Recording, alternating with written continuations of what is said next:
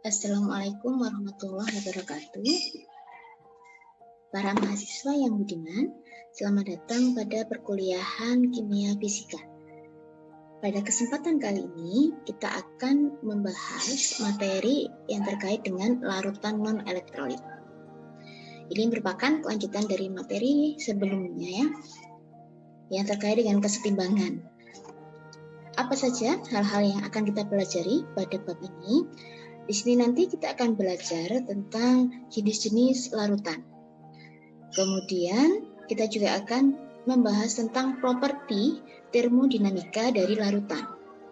Lalu bagaimana kesetimbangan larutan baik yang antara satu fase maupun dengan fase yang lainnya. Kita juga akan membahas tentang tekanan uap larutan serta yang terakhir ada sifat kolikatif larutan. Oke, kemudian sini kita akan langsung saja menuju kepada bab apa itu larutan. Kalau kita bicara larutan, mungkin yang terfikir adalah larutan gula, larutan garam, seperti itu ya. Nah, tapi di sini kita akan coba klasifikasikan. Apabila ada satu zat yang bercampur dengan zat yang lain, yang dimana tidak terjadi reaksi, maka akan ada 3 jenis campuran yang terjadi. Bisa jadi akan terbentuk suatu campuran kasar. Contohnya gula dan garam. Kalau gula dicampur dengan garam, itu sebenarnya masih bisa kita bedakan ya antara gula, yang mana yang bagian gula, yang mana yang garam. Artinya tidak saling larut. Tetapi mereka hanya sebatas bercampur saja. Itu istilahnya adalah campuran kasar. Biasanya antara padatan dengan padatan. Kemudian kemungkinan yang terjadi berikutnya adalah dispersi koloid. Kalau koloid ini memungkinkan ada satu zat yang dia terjebak ke dalam zat yang lain. Ya, ada campuran minyak dengan air misalkan. Nah, ini mereka akan bercampur, tetapi sifatnya itu adalah satu zat akan terjebak kepada zat yang lain. Contohnya lagi misalkan lumpur dalam air. Ini namanya adalah dispersi koloid ya. Nanti ada bab khusus pada bab terakhir di mata kuliah kimia fisika, ada bab terkait dengan koloid. Dan nanti kita akan membahas lebih jauh terkait dengan jenis-jenis koloid. Kemudian kemungkinan campuran yang ketiga itu adalah larutan homogen. Contohnya gula dalam air. Dikatakan larutan homogen ini adalah ketika kita tidak dapat membedakan secara fisik. Memisahkan ya, maksudnya tidak bisa memisahkan secara fisik larutan tersebut. Contohnya ketika gula sudah larut dalam air, maka di situ kita paham ya, ada sifat-sifat gula di sana. Kalau misalkan larutan garam, ada sifat-sifat garam di sana, misalkan dilihat dari rasanya. Tetapi kita tidak bisa memisahkan. Ya tentu kita bisa memisahkan ya kalau misalkan dengan treatment tertentu. Tapi kita tidak bisa membedakan secara fisik mana sih yang gula, mana sih yang air ketika dia berubah dalam larutan. Maka dari sini larutan itu terdiri ya atas ada yang namanya solut, ada yang namanya solvent. Jadi dikatakan larutan itu ini. Dikatakan larutan itu kalau dia ada zat yang terlarut dan juga ada pelarutnya. Larutan itu tidak sama dengan cairan. Ya, cairan itu liquid ya. Kalau cairan itu dalam bahasanya kita sebut sebagai liquid. Sedangkan kalau larutan itu kita sebut sebagai solution. Solution berarti ada apa? Ada solut, ada solvent. Walaupun pada solution sendiri larutan itu juga bisa jadi dia dalam fase liquid. Jadi tidak selalu bahwa namanya larutan itu selalu liquid, tidak selalu. Nanti kita akan melihat ada campuran atau larutan lain, ada yang larutan gas ya, semacam itu. Nah, ini contohnya ketika ada solvent pelarut ya, misalkan ini ada air, kemudian solut di sini misalkan ada gula. Ketika dicampur ya, ini tidak bereaksi ya. Ini bukan bereaksi. Masih ingat ya antara bercampur dan bereaksi. Kalau bereaksi itu artinya timbul zat baru. Tetapi kalau bercampur artinya tidak timbul zat baru. Di sini ya larutannya tetap larutan gula. Ada sifat-sifat gula di sini, ada sifat-sifat air di sini. Ini namanya larutan ya. Kalau reaksi misalkan A ditambah dengan B, maka dia menjadi C, maka sifat-sifat C ini berbeda dari sifat A maupun sifatnya B. Oke, demikian ya terkait dengan larutan. Sebelum kita lanjut kepada jenis-jenis larutan, maka kita mengingat kembali bagaimana sih menyebutkan konsentrasi. Karena larutan tadi terdiri ada solut, ya ada solvent ya.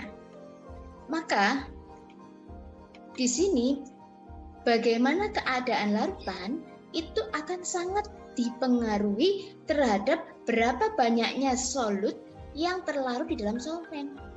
Makanya dalam larutan kita mengenal istilah konsentrasi. Konsentrasi bisa dinyatakan dalam basis berat, juga bisa dinyatakan dalam basis volume. Contohnya kalau basis berat ada fraksi, ya fraksi berat. Kemudian berat zat terlarut per total berat larutan. Ada juga disebut molalitas atau juga disebut fraksi, ya fraksi mol di sini. Bisa juga kalau larutan itu dalam liquid, maka juga bisa disebutkan dalam basis volume. Berat zat dalam setiap volume larutan. Bisa fraksi volume ya. Ada molaritas kalau dia fraksinya volume karena per liter larutan. Kalau molalitas per 100 gram pelarut. Normalitas ini juga merupakan ukuran untuk menyebutkan konsentrasi. Intinya konsentrasi itu menyebutkan apa sih? Ya, konsentrasi itu berapa banyaknya solut atau zat terlarut di dalam solvent ya, dalam larutan.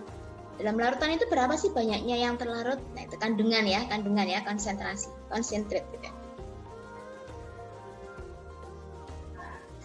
Ini jenis-jenis larutan. Di sini kita akan hanya fokus kepada binary solution atau ada dua zat. Artinya ada satu solut, ada satu solvent. Karena setiap zat itu punya properti termodinamika, maka begitu pun larutan. Larutan juga punya properti termodinamika. Bagaimana properti termodinamika dari larutan? Ini yang akan kita bahas di sini. Kalau suatu single komponen dia punya properti, ya misalkan suatu zat A, dia punya properti, bagaimana A ini ketika dia bercampur dengan zat yang lain, bagaimana propertinya? Contohnya di sini A, di sini ada B, masing-masing punya properti termodinamika. Kemudian A dan B ini ditambahkan sehingga dia menjadi larutan A dan B. Bagaimana properti termodinamika dari larutan A dan B ini? Nah, ini yang akan kita diskusikan di sini. Jadi yang dimaksud properti termodinamika larutan adalah properti termodinamika dari satu zat ketika bercampur dengan zat yang lain ketika dia menjadi suatu larutan. Prinsipnya sama dengan single komponen ya, prinsipnya. Di sini ada sedikit nanti ya modifikasi. Kita akan lihat satu persatu. Pada bab sebelumnya kita sudah mengenal istilah ada energi bebas Gibbs, ada entalpi, ada entropi yang merupakan properti termodinamika dari suatu zat atau suatu komponen. Maka di sini properti termodinamika larutan ya, itu merupakan penjumlahan dari properti termodinamika suatu single komponen. Di sini ada simbol baru yang perlu untuk kita pahami. Ada yang namanya properti parsial. Kalau suatu properti misalkan M dalam single komponen ya, MI ini ada suatu single komponen, maka ketika I dalam suatu larutan propertinya menjadi MI parsial. Menunjukkan bahwa properti I berada dalam larutan. Jadi kalau kita melihat satu properti dengan simbol seperti ini, maka maksudnya adalah properti tersebut properti parsial. Properti parsial maksudnya properti suatu zat ketika berada dalam larutan atau dia menjadi properti bagian dari larutan. Makanya namanya parsial ya. Parsial itu bagian dari suatu keseluruhan, itu namanya parsial. Di sini kalau M ya, di sini M saja ya, properti itu namanya properti total ketika dia berada dalam campuran. Karena kalau campuran berarti ada lebih dari satu komponen. Contohnya di sini properti termodinamika energi bebas Gibbs atau G. Bagaimana kalau suatu zat satu ya N1 mol satu zat dengan zat yang kedua, di sini ada zat 1 ditambah dengan zat 2 menjadi campuran. Bagaimana properti termodinamika dari larutan? Kita ketahui bahwa properti termodinamika dari zat 1 dia punya yang namanya properti parsial energi Gibbs 1. Kemudian larutan 2 dia juga punya properti parsial yaitu energi Gibbs 2 parsial. Ini punyanya komponen 1, punyanya komponen 2 ketika berada dalam campuran. Maka energi Gibbs total adalah energi Gibbs parsial properti 1 dikalikan mol dari properti 1 ditambah dengan energi Gibbs parsial molekul atau substansi 2 ya, dikalikan dengan mol dari substansi 2. Atau G1 parsial kali N1 ditambah G2 parsial dikalikan N2. Identik dengan energi Gibbs, maka untuk entalpi dan entropi juga berlaku sama. Jadi properti parsial masing-masing dikalikan dengan mol masing-masing. Itu akan menjadi properti termodinamika total dari suatu larutan.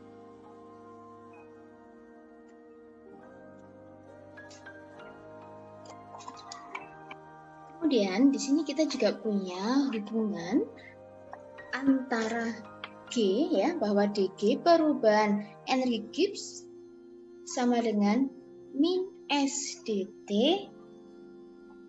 plus VdP.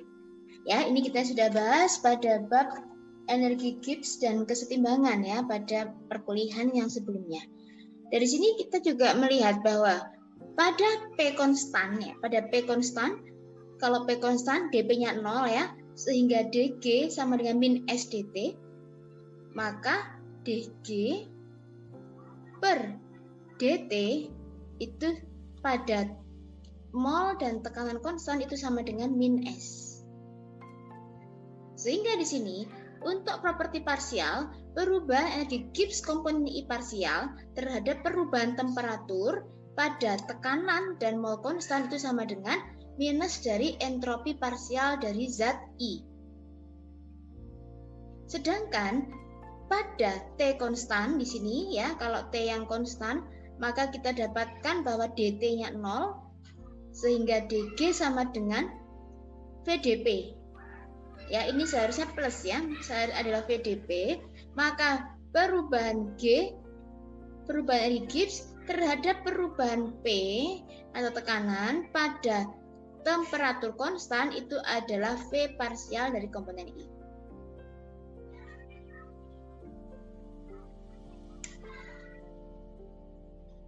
Nah, di sini kemudian karena tadi kita mendapatkan G G adalah H min TS, maka di sini kita juga bisa memperoleh hubungan bahwa perubahan energi Gibbs terhadap per T ya, G per T per dt itu adalah perubahan entalpi dari komponen I per T kuadrat. Nah, di sini energi bebas parsial molar dari suatu zat, kita juga bisa tuliskan bahwa energi Gibbs komponen I parsial adalah energi Gibbs parsial komponen I standar plus RT ln aktivitas. Ya, sama pada dengan kesetimbangan ya, bab kesetimbangan yang sebelumnya. Karena yang sebelumnya adalah energi Gibbs saja karena satu komponen, karena di sini adalah komponen parsial, maka sama di sini juga parsial. Ya, tolong dibedakan. Di sini artinya Gibbs parsial yang ada tanda 0 superscript 0 ya, maksudnya adalah energi bebas parsial molar dari zat I pada kondisi standar. Setiap yang ada 0 itu namanya kondisi standar. Setiap yang ada strip di atas itu namanya adalah parsial. Kalau G saja ya, tanpa ada I, tanpa ada strip, maka ini maksudnya adalah energi Gibbs total atau properti total. Karena nanti kan tidak hanya G ya, tapi juga ada properti lain ya. Ini saya ulang kembali, mohon untuk bisa diingat ya. Kalau M itu merupakan properti, kalau dia MI itu namanya properti murni dari komponen I. Kalau MI strip artinya komponen I murni, komponen I pada campuran atau MI parsial. Kemudian kalau dia di sini artinya G ya, contohnya kalau G di sini ada 0 itu namanya adalah standar. Sedangkan untuk A merupakan aktivitas suatu zat dalam larutan. Nah, di sini ada ketentuan lagi bahwa kalau zat murni, nilai energi bebas parsial molar akan sama dengan energi bebas total karena murni. Kalau murni itu artinya tidak ada campurannya yang lain, maka bagaimana properti parsialnya? Ya sama dengan total, karena dia kan hanya terdiri atas satu komponen saja. Aktivitas itu menunjukkan konsentrasi suatu zat. Konsentrasi dari suatu larutan itu berpengaruh terhadap bagaimana aktivitas zat pada larutan tersebut. Sehingga di sini aktivitas itu sangat dipengaruhi oleh konsentrasi. Di sini simbolnya ke N, ya. N di sini maksudnya adalah fraksi mol, ya. Walaupun di sini dituliskan N, tetapi maksudnya fraksi mol. Saya menuliskan N karena saya menggunakan referensi dari buku Marlando, di mana untuk fraksi dituliskan dalam simbol N. Kalau misalkan dituliskan X, apakah boleh? Boleh, ya, boleh saja kalau mau dituliskan X. Yang penting di sini banyak perlu diberikan informasi. Saya beri informasi di sini bahwa N merupakan fraksi mol, biar tidak misconception ya, bahwa N nanti dikira normalitas, tapi N di sini merupakan fraksi. Sedangkan gamma itu adalah koefisien aktivitas. Nah, nanti sebenarnya tujuan dari belajar termodinamika nanti kalau setelah kita di semester berikutnya ya, itu kita mencari ini loh koefisien aktivitas ya, koefisien biar apa? Biar kita tahu bagaimana aktivitasnya.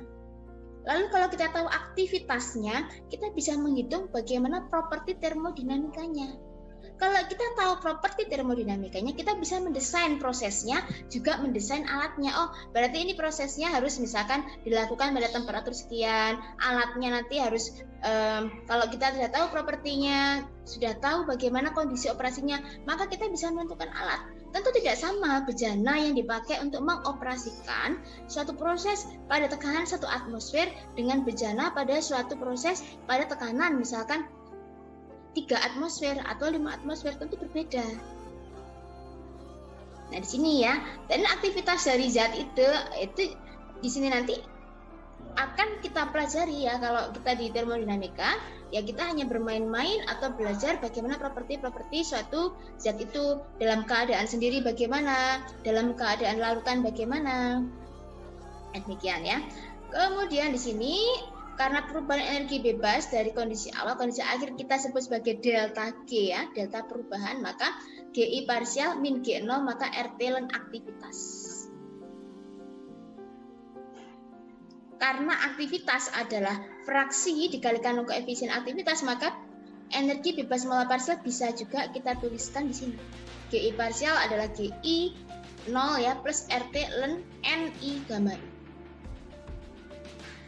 R merupakan tetapan gas konstan. Itu ada beberapa nilai ya, nih jangan sampai keliru. Kita menggunakan yang mana? Kita menyesuaikan dengan satuannya.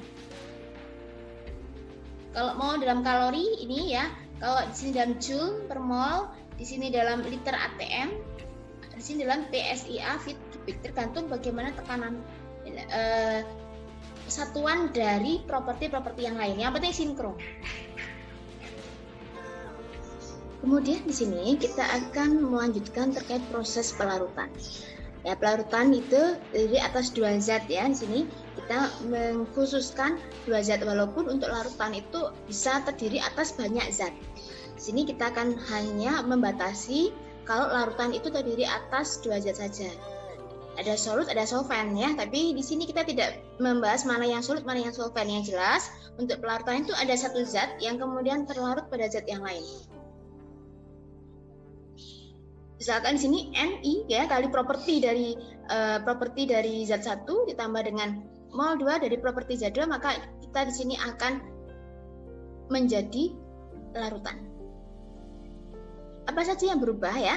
Di sini kita mengenal istilah baru bahwa tadi sebelumnya kita mengenal ada G itu energi Gibbs, maka di sini ketika ada M di sini kita menyebutnya sebagai energi Gibbs campuran kan, G mix.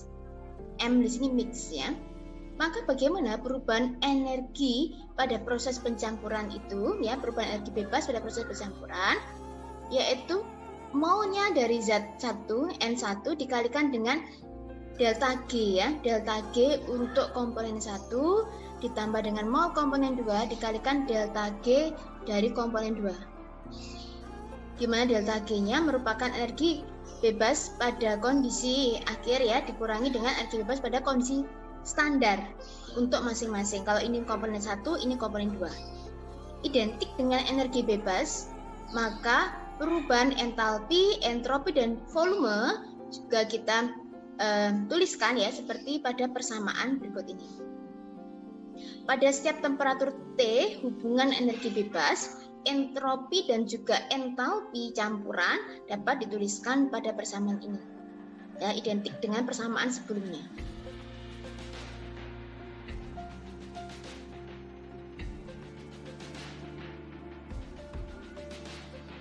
Selanjutnya, tadi kita mendapatkan bahwa perubahan energi bebas untuk satu zat murni, ya, misalkan untuk I saja, delta GI, ya, atau GI parsial dikalikan GI 0, ya, ini untuk komponen I saja itu adalah R kali T ln aktivitas komponen I atau RT ln aktivitas zat I. Sehingga di sini kalau untuk komponen 2 maka juga RT ln aktivitas komponen 2. Maka ketika bercampur, ya, delta G mix tadi kan N kali delta G atau GI parsial dikurangi GI 0 parsial, ya, ditambah dengan molnya zat 2 kali G2 parsial dikurangi G2 standar parsial. G2 standar. Karena G1 dan G2 masing-masing dirumuskan seperti persamaan di atas, ya, ini yang sebelumnya, maka delta G campuran menjadi N1 RT ln aktivitas dari zat 1 ditambah N2 dikalikan RT ln aktivitas dari zat 2.